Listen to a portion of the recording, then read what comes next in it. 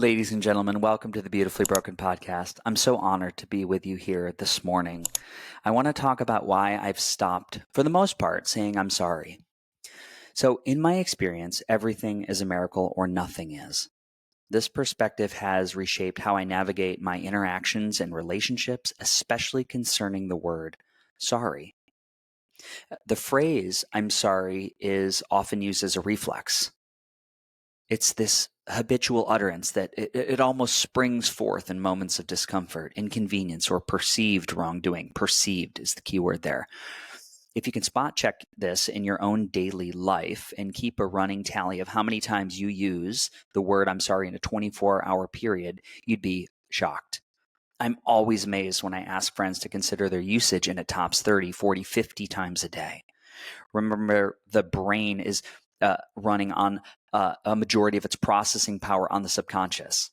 And the program or the default mode is very powerful. And while it's essential to acknowledge when we've genuinely hurt someone, overusing I'm sorry can dilute its meaning, its impact. More importantly, it can inadvertently reinforce the idea that suffering and pain are to be avoided at all costs, or that you're small or insignificant or undeserving of the space. Stop apologizing for being you. That's my ask. My female high performance coaches often reflect on how frequently women overuse the phrase as opposed to their male counterparts. I'm sorry for simply existing in space, sitting down at a table, choosing the wrong chair, making a noise with a coffee cup, or speaking out of turn. It's really interesting to examine this and just witness. So I've always looked at suffering as medicine for growth. So in my journey, I've come to view suffering not as a punishment, but as a potent catalyst for growth. It doesn't mean that I like it or I love it, but it's how I view the energy behind the action. Each challenge, each moment of pain holds within it the potential seeds for transformation. So these excessive sorries might unintentionally communicate that these experiences are solely negative, sometimes to be shunned rather than embraced. For instance, I will often say, cancer is the best thing that's ever happened to me. Without it, the riches, the gold-like opportunities to empower and educate, to better know my body, they would not be here. This thirst for understanding of the human bioterrain, because I needed to, because I had to, they would never have been called in. So as harsh as that context sounds, I don't want your sorries for my pain. I love my chemo. I love my retroperitoneal lymph node dissection. I love my 5 surgeries and the time spent in deep fatigue. So it's this context and coloring that allows for a depth of gratitude for today's coffee, this one right here, that you're never going to know. Each bowel movement is, I'm serious. Each bowel movement is a gentle walk meandering in heaven. It's incredible. Every sunset gives me the appreciation of peaking on Mount Everest. So for me, and I want to repeat, for me, believing that everything is a miracle means recognizing that every experience, both joyful and painful and heartbreaking, have deep intrinsic value. When we say I'm sorry too often, we may be subtly suggesting that difficult moments are devoid of this miraculous quality. And instead, I've learned to honor these experiences, understanding they are essential parts of the human journey. And I don't want to wish away parts of the journey. It's way too short already. So let's talk about how this can happen and actually rob others of their growth. When we apologize excessively, it's possible to rob other people of their opportunity to confront and grow from their suffering. Does that make sense?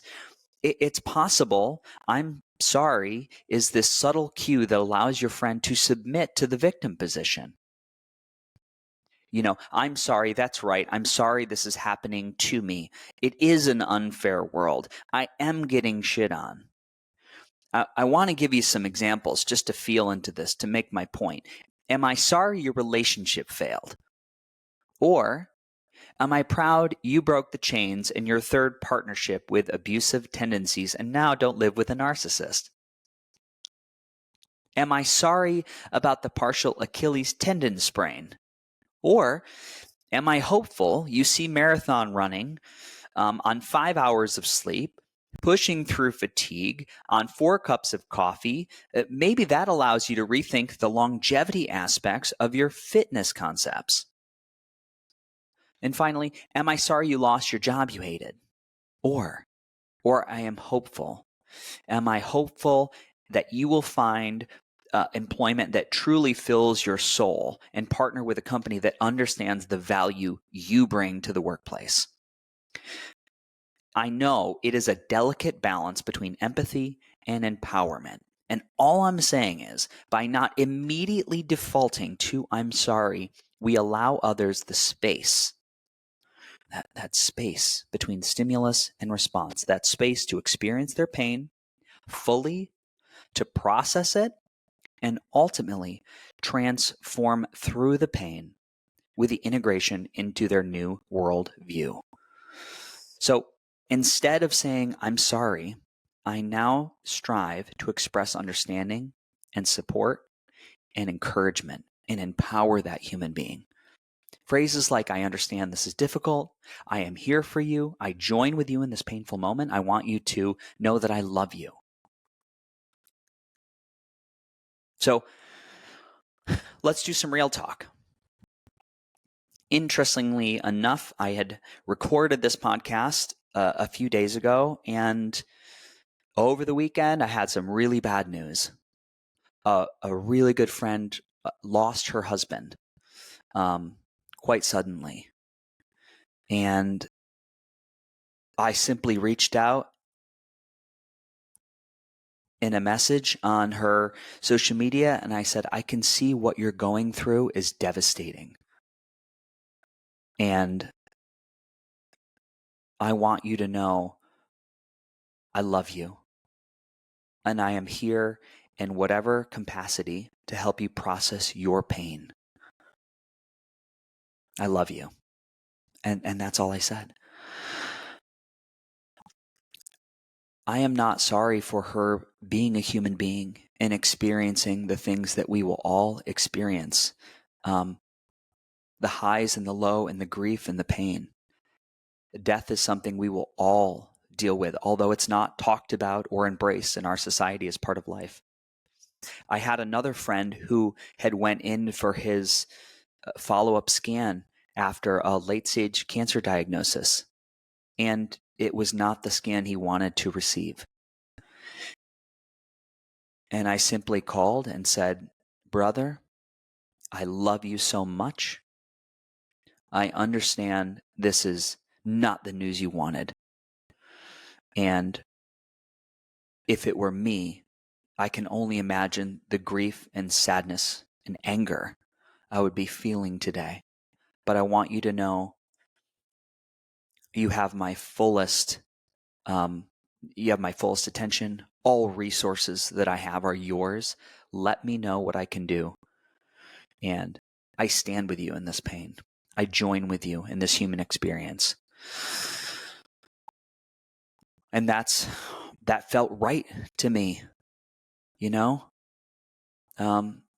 I think we're so lucky to witness the growth in others. And even though these are, these devastating, painful moments,